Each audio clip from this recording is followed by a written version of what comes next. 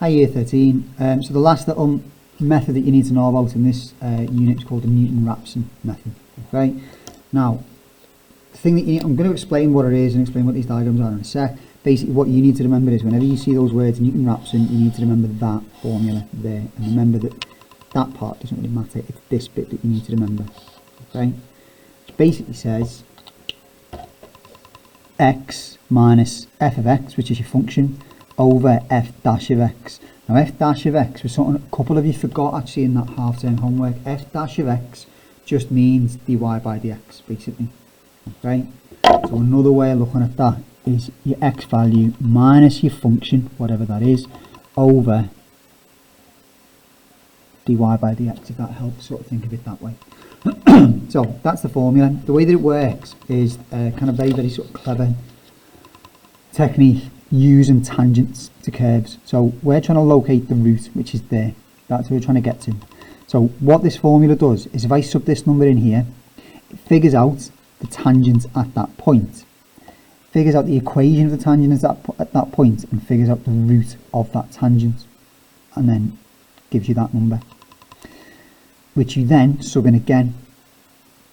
So it figures out the tangent at that point and figures out the root of that tangent, which is there.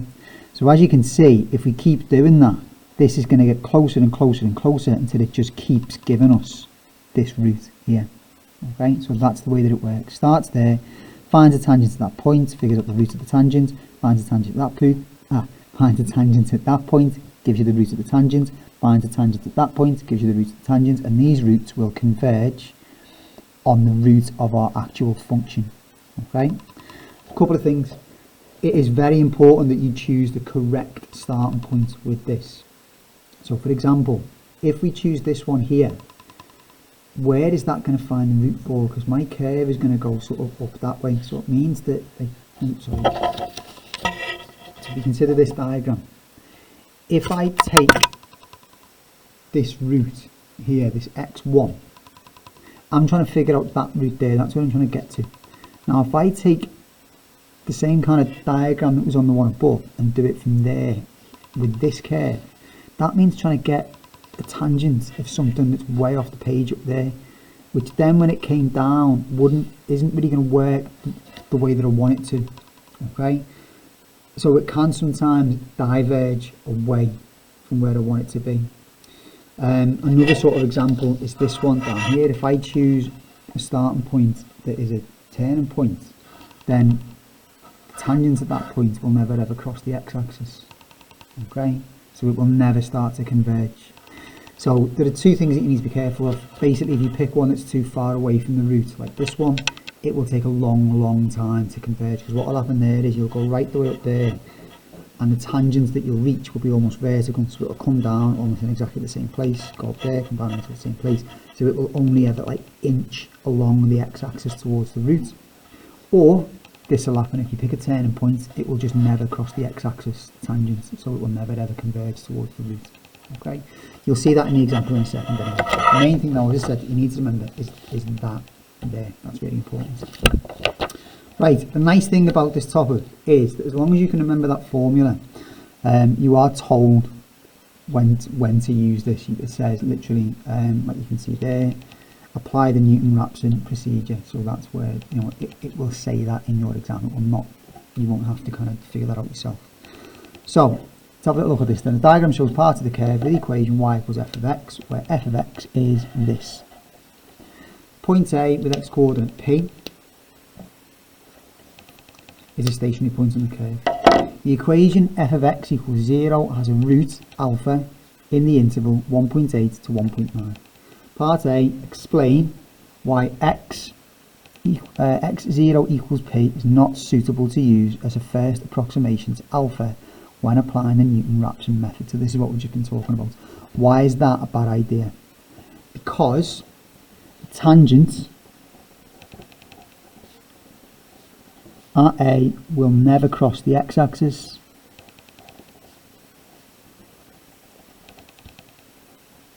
therefore it will never converge on a root.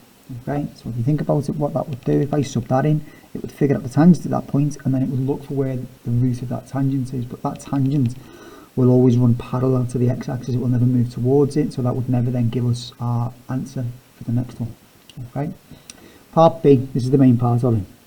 Using the first approximation is 2, apply the Newton-Raphson method to get your answer, to find the second approximation for alpha, giving your answer to 3 decimal places. This thing means we want to find x2. Okay, second approximation, that's x2. So we're going to use our Newton-Raphson method, which is x minus f of x over f dash of x. So we want to be able to figure out what these things are. So f dash of x, I'm going to write that separately, is our original equation differentiated. Now, quite an easy equation up there, so that's 3x squared plus 4x minus 5.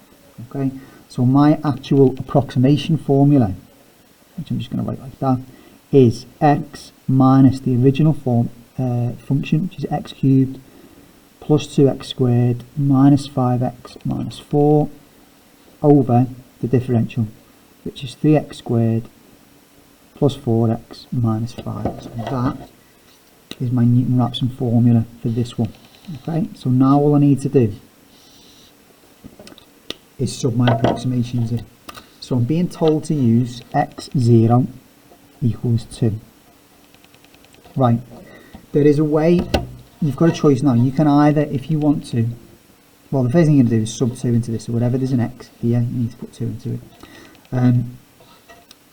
Whatever answer that gives you, and it is a long decimal answer, you are then meant to sub that back into this thing all over again. So the quick way to do that is, as I've spoken about before, to use the answer function on the keyboard. So just watch what I'm going to do here, please. I'm going to tell it that the first answer was 2. The way I'm going to do that is just put 2 in and press equals. What that means is that whenever I press answer now, it represents this 2. So whenever I see an x, I'm going to put answer.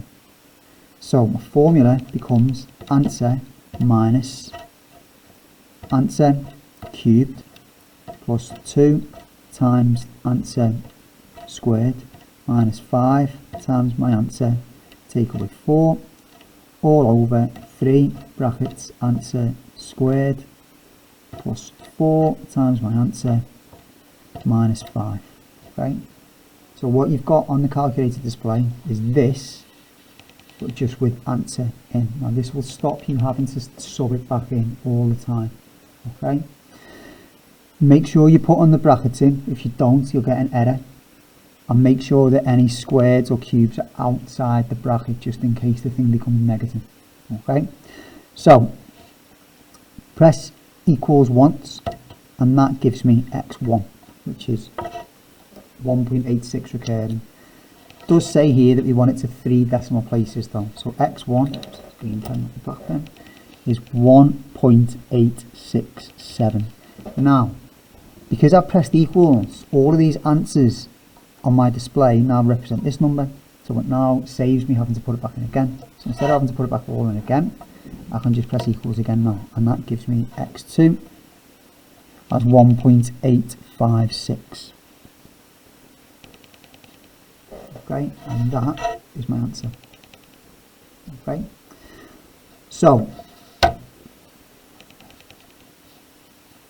x minus your original function over the differential of the function. You're told what number to take, sub it in, get your answer, effectively sub that answer in, get your answer, and that's it. Okay. The thing using the answer function on there, by the way, if that starts to confuse you, you'll just have to do it the long way. Okay, it's a quick method to sort of save time and things like that, but if it's confusing you, don't worry about it, just do it the long way, please. Right, part C. A couple of you were asking about this on the homework, an earlier one that we did, I think the iteration one. So by considering the change of sign in f of x over an appropriate interval. Now whenever you see that change of sign over an appropriate interval, what it is talking about is, so to show your answer is accurate to 2 decimal places, it's saying, right, you're telling me that this answer is right. So consider it over an appropriate interval. Think about here the upper and lower bounds. they are your interval. So what this is saying is, if I sub in 1.856, the original function should be 0. That is, if we're saying that this is a root, when I do f of this, I should get 0. Now, I don't get exactly 0 when I sub that in, but what it's saying is, using an appropriate interval. Now remember that appropriate intervals and changes of sign can prove that there is a root there. So what this is saying is, if we use the lower bound and upper bound of this number correct to 3 decimal places, we should be able to see a change of sign. Okay, so what we're going to do is we're going to use the lower bound and sub it in. So we're going to do f of 1.8555, and we're going to do the upper bound and sub that in,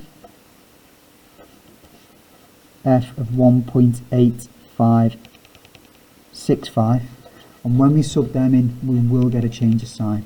Okay, so I can't use the answer function for this, by the way, but what I can do is just delete certain things in it. So start off with this one, 1.8555 minus brackets 1.8555 cubed plus 2 brackets 1.8555 squared minus 5 brackets 1.8555 minus 4 all over 3 brackets 1.8555 squared plus 4 brackets 1.8555 close brackets minus 5. What a calculator work on this, isn't it? Okay, so that's me subbing that in to my Raphson formula, which is wrong. Actually, sorry, don't do that. I've made a mistake there. That isn't what you want to do. That will give you the next root. Apologies, that's not right. What you should be doing is subbing that back into the original function. Sorry, you should be subbing that back into this, because this is what we want to make it equal 0, isn't it? So we have more calculator work. Sorry. Right. So we need to sub these numbers back into this. So we're going to do, I'm going to write that down so I don't make any more mistakes. X cubed plus 2x squared minus 5x minus 4. That's what I'm subbing it into. So brackets 1.8555 cubed, wait, I write this one, plus 2 brackets 1.8555 squared minus 5 brackets 1.8555 minus 4. Right, and that gives me minus this number. Now that's in standard form, so that means I need 3 hops to the left, so that's going to give me 2 zeros before the 3, so that's going to give me minus 0.003. okay, right, we can just go back through and delete parts of these things that we've subbed in to get the 6.5 instead. So I want the same number, but instead of having 5.5 at the end, I want 6.5, so I'm just going to delete and change it into a 6.5.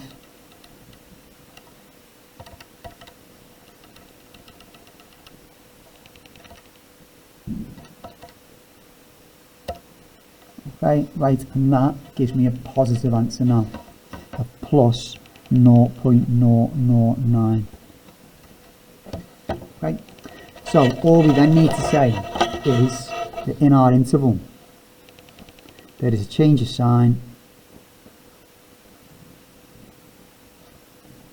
therefore there is a root there. Okay, so part A, can't use a turning point because tangents at turning points will never converge on the x-axis to give you roots. Part B, you need to remember that formula, x minus f of x over the differential of f of x. Sub your first ones in, get your answers, sub that back in, get your answers, sub that back in, and then this one, looking at the root that you are saying you've got, which is this 1.856, use an appropriate interval, so basically the upper and lower bound for that number, which is 1.8555 and 1.8565. Sub it back into the original thing that you're trying to figure out the root for, and you will get one negative answer and one positive answer, which proves that there must be a root there. Right, apologies for making a massive mistake there. Can you have a go? You haven't got many questions on the next page.